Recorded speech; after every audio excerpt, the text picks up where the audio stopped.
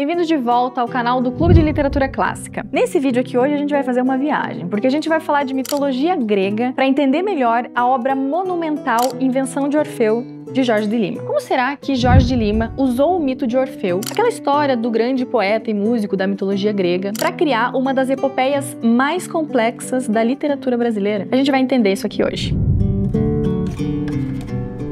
Quem que gosta de mitologia grega, deixa o seu like e aproveita e já se inscreve no canal. Não se esquece que já tem vídeo sobre Jorge de Lima, onde eu falo um pouco sobre ele, sobre as suas obras Poemas Negros e Invenção de Orfeu. E eu falo também um pouco da edição publicada pelo Clube de Literatura Clássica, que acaba se tornando um grande diferencial no mercado por conta das inúmeras notas de rodapé. Então vai lá assistir e depois volta aqui nesse vídeo, porque eu acho que vai fazer mais sentido. Bom, vamos começar pelo básico. Invenção de Orfeu é uma obra repleta de referências míticas. A começar pelo título. Quem foi Orfeu na mitologia grega? Orfeu é o poeta e músico por excelência, filho de Apolo e da musa Calíope. Com a sua lira, que é aquele instrumento musical em forma de U, ele tinha o dom de encantar absolutamente qualquer ser, dos homens aos animais, aos deuses. Mas a história de Orfeu não é só música, também é uma história de amor e tragédia. O Orfeu, ele era apaixonado pela Eurídice, só que aí um dia a Eurídice é mordida por uma serpente e ela morre. O Orfeu, ele fica devastado com isso, e então ele resolve descer ao submundo para tentar resgatá-la. E aqui que vai começar o drama, porque ele convence Hades e Perséfone, os governantes do submundo, a devolver a Eurídice, mas com uma condição: ele não pode olhar para ela enquanto eles não saírem do submundo. Só que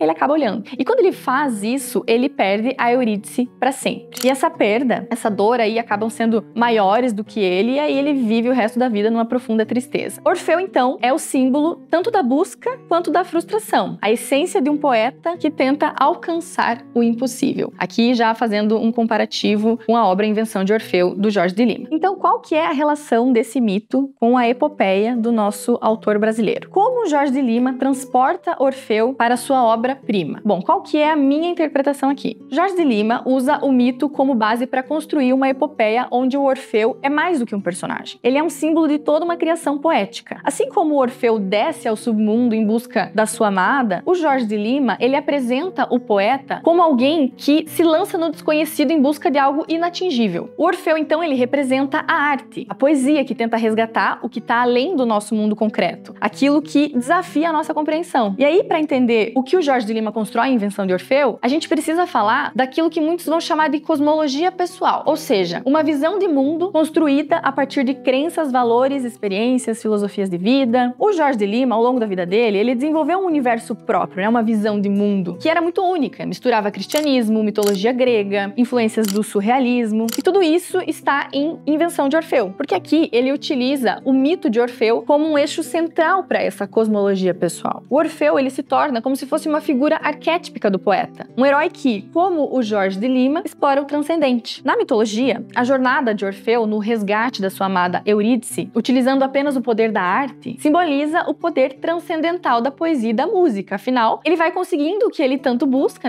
vai tentando conseguir ali por meio da música, encantando as pessoas e tudo mais. Então essa é a ideia. O poeta que, quando canta, encanta e vai se tornando tipo um mago aí do próprio destino. Essa retomada do mito de Orfeu, de Jorge de Lima, nesse livro, ela se justifica e ela se associa muito ao seu projeto utópico, naquele sentido de buscar uma nova forma de poesia em uma ilha utópica, tanto que eu falei muito sobre isso no vídeo anterior, Tem um canto, que é o canto 7, chamado Audição de Orfeu. Eu vou ler aqui para vocês o soneto que abre o canto, que mostra algo bem interessante, me chamou a atenção, e mostra como que a gente deve ler o poema de Jorge de Lima. Veja só. A linguagem parece outra, mas é a mesma tradução. Mesma viagem presa e fluente, e a ansiedade da canção. Lede além do que existe na impressão e daquilo que está aquém da expressão. Veja só que interessante que ele coloca aqui. É como se fosse um mandamento. Leia isso aqui a partir da transcendência da própria linguagem poética. O sentido da poesia do Jorge de Lima está além e está aquém das palavras, que não devem ser lidas de maneira literal.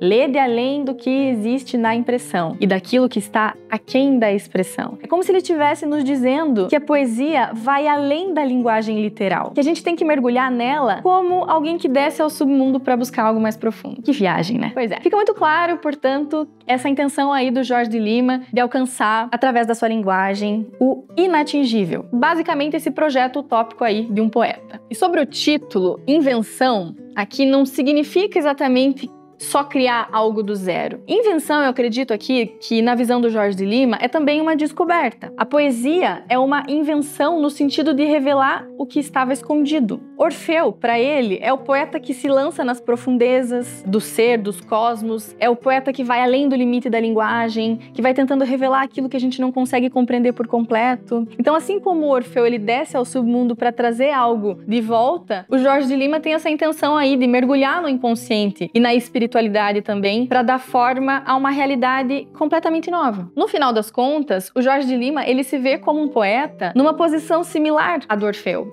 Ele é alguém que usa a arte para tentar alcançar o inalcançável, para explorar os mistérios dos cosmos, da existência e da alma humana. Só um fun fact aqui. Eu descobri, lendo esse canto aí, Audição de Orfeu, tem uma frase que eu adoro, que provavelmente você já viu aí, que é aquela frase assim: como conhecer as coisas senão sendo-as? Eu descobri que estava ali no meio desse canto, então foi algo que me chamou a atenção, eu queria compartilhar com vocês. E aí uma curiosidade aqui para vocês, para fechar com chave de ouro o nosso vídeo. Quem sugeriu o nome Invenção de Orfeu não foi o próprio Jorge de Lima, mas foi um amigo seu, Murilo Mendes. O Murilo achava que o mito de Orfeu, com todas as suas conexões com a poesia, com a música e essa busca espiritual, ele seria perfeito para o que o Jorge estava criando. As outras sugestões do Murilo eram cosmogonia e canto geral. Mas a Invenção de Orfeu capturava muito melhor, né, essa proposta aí de uma epopeia moderna, talvez uma metáfora mais adequada para a obra tão ambiciosa que o Jorge de Lima estava criando. Então, se você deseja se aprofundar nessa epopeia moderna, repleta de simbolismos, a nossa edição do Clube de Literatura Clássica está aqui para te guiar, com inúmeras notas que ajudam muito a desvendar todas as camadas do incomparável, complexo e eterno Jorge de Lima. Não se esquece de se inscrever no canal, deixar o seu like e compartilhar esse vídeo com seus amigos. Boa leitura e até a próxima!